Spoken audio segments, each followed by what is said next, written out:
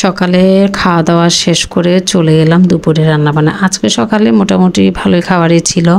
সকালবেলা পরোটা ভেজেছিলাম, তার মধ্যে ছিল একটু গরুর মাংস আর চা। তো এই ছিল সকালের নাস্তা। তো করে আমি আর একটু বসিনি, বসে বসে আমি লতিগুলা কেটেছিলাম। অনেকখানি লতি নিয়ে আসছিল, তো কি আর করা, অল্প কিছু আমি লতি কেটেছি যাতে দুপুরে আমাদের হয়ে যায়। কচির লতি তো খেতে বেশ মজাই লাগে, কিন্তু করতে কষ্ট লাগে। আমার আসলে যে কাজগুলো করতে কষ্ট লাগে সেগুলো এত কষ্ট করে করতেও ইচ্ছে করে না, খেতেও ইচ্ছে করে না, টেস্টটাও আমি বুঝি না। তবে একটা জিনিস খেয়াল করলাম, তখন আমি একটা সময় আমি কাজ করতে একদমই ভয় পেতাম না, আমি করে ফেলতাম। আমার বাসায় হেল্পিং হ্যান্ড থাকুক বা না থাকুক কোনো ধরনের ভয় কাজ করতো না। না থাকলে আমি মেনটেন করব, আমি কাজ করব, কিন্তু কেন জানি এখন ভীষণ রকমের ভয় লাগে। এটা আমার ক্ষেত্রে না, অনেকের ক্ষেত্রে মনে হয় হয়ে থাকে যে কাজকর্মে এত ভয় পেত না, এখন সময়ের সাথে সাথে এই ভয়টা কাজ করে, কিভাবে করব কি করব। তো আসলে আপনি মানসিকভাবে যখন ভেঙে পড়বেন তখন আপনার এমনটা হবে। তো প্রত্যেকটা মানুষের লাইফে এরকম অনেক কিছুই থাকে, সে মানসিকভাবে অনেকটা ভেঙে পড়ে, যার কারণে তার কোনো কিছুতে মনোযোগ থাকে না, করার ক্যাপাবলটা হারিয়ে ফেলে। যাই হোক, আমার মনে হয় আমার অবস্থাও মনে হয় সেরকম। আমি এখন ভীষণ রকম ভয় পাই ছোটোখাটো ব্যাপারগুলো, মনে হয় যে এই তো পারবো না। আমার যে হেল্পিং হ্যান্ড সে 12 দিনের মতো ছিল না। আমি এত এত এত ডিসঅ্যাপয়েন্টেড ছিলাম যে সে কখন আসবে। আমি কোনো রকমই আমার কাজগুলো গুছিয়ে একদমই করতে পারছিলাম না। তো যাই হোক, অবশেষে সে আসলো, 2টা দিন কাজ করলো, আবার সে আবার গ্যাপ, এই আর কি। আমার মাঝে মধ্যে মনে হয় যে হেল্পিং হ্যান্ড নাম কেউ না থাকলেই মনে হয় ভালো হতো। তার জন্য কাজগুলো জমিয়ে রাখি, সেগুলো আবার করা লাগে অনেক কষ্ট করে। আবার পারিও না, আবার বলি যে থাক, মাঝে মধ্যে তো অন্তত পক্ষে আসবে, এটাই কথা। তো যেটা বলতে যাচ্ছে, এখন দুপুরে রান্নাবান্না খুব মজার মজার রান্না হচ্ছে। চিংড়ি মাছ দিয়ে লতি রান্না করব, এর মধ্যে বেগুন রান্না করব মাছ দিয়ে। 2টো বেগুন ছিল, সে 2টো বেগুন, আর রান্না করব মিষ্টি কুমড়া। আমার বাসায় আমার ছোট বোনের ছেলে আছে, ও জাস্ট আসা যাওয়ার মধ্যে থাকে, ওর বাবার কাছে থাকে, মার কাছে থাকে, আমার কাছে থাকে, এরকম ঘুরে বেড়ায়।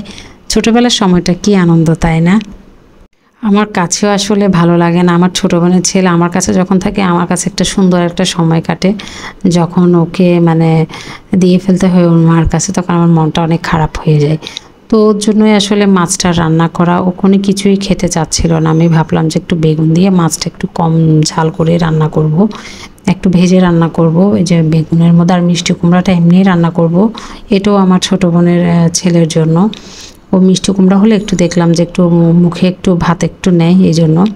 তো কয়টা চিংড়ি মাছ ছিল, সেটা লতি দিয়ে রান্না করার জন্য একটু পরিষ্কার করে নিচ্ছি, খুব একটা ভালো না। আর কিছু চিংড়ি মাছ আছে, সেগুলো কাটা হয়নি, এগুলো কাটাকুটা ছিল। ওই যে বললাম, এখন কাজ গুছিয়ে রাখতে আমার ভীষণ রকম ভয় লাগে, এখন পারি না। তো এটার একটা বিশেষ কারণও আছে, তোমাদের আমি বেশ কয়েকদিন বলছিলাম যে আমি ভীষণ রকম অসুস্থতায় ভুগছি। তো যার কারণে অসুস্থতায় আসলে আমি আমি মানসিকভাবে ভেঙে পড়েছি। আমি হয়তো একদিন কাজ করলে আর 2টা দিন আমার এমনি কেমনে চলে যায়। আপনি যদি সুস্থ থাকেন, আপনার পৃথিবীর কোনো কিছুই কঠিন মনে হবে না। আমি এখন বাইরে বের হওয়া, বাচ্চাদেরকে স্কুল থেকে আনা নিয়ে করা, কোচিংয়ে আনা নিয়ে করা আমার জন্য এটা অনেক বেশি কষ্টকর। তারপরে কি আর করা। যাই হোক, এদিকে আমি লতিগুলা চিংড়ি মাছ দিয়ে রান্না করার জন্য বসিয়ে দিলাম। মাছগুলো একটু ফ্রাই করে নিচ্ছি, ডুবো তেলেই ফ্রাই করব, যেহেতু বেগুন দিয়ে রান্না করবো। আমি নর্মালি শুটকি দিয়ে বেগুন রান্না করি, কিন্তু ও দেখলাম যে একটু শুটকির তরকারিটা একটু কম খেতে চায়, এই জন্য মাছ দিয়ে রান্না করা, মাছটার আলাদা রান্না করি নেই। তো বাচ্চারা মাছটা একটু কম খেতে চায়, ওদের জন্য গরু মাংস আছে, ভুনা ভুনা করে রাখছি, ওরা হয়তো ওইটা খাবে। আর এই যে লতি তো আমার ভীষণ পছন্দ। দেখেন, এই কয়টাখানি লতি ছিলতে আমার অর্ধেকটা প্রায় 1.5 ঘন্টার মতো লাগছে, এত স্লো কাজ করি। আর কাটার সময় আমি কাকে জানি মনে মনে অনেক বকাও দিয়েছি। আসলে জীবন চলার পথটা যতই কঠিনই হোক, মানসিকভাবে শক্ত থাকা অনেক প্রয়োজন। আমি মনে হয় সেটা একদমই হারিয়ে ফেলেছি। তোমরা দেখো, আমি রেগুলারলি একদমই ব্লগ দিই না, জানি না কি করব না করব, দেখেন না, অর্ধেক ভিডিও করেছি, বাদ বাকি আর ভিডিও করতেই পারিনি।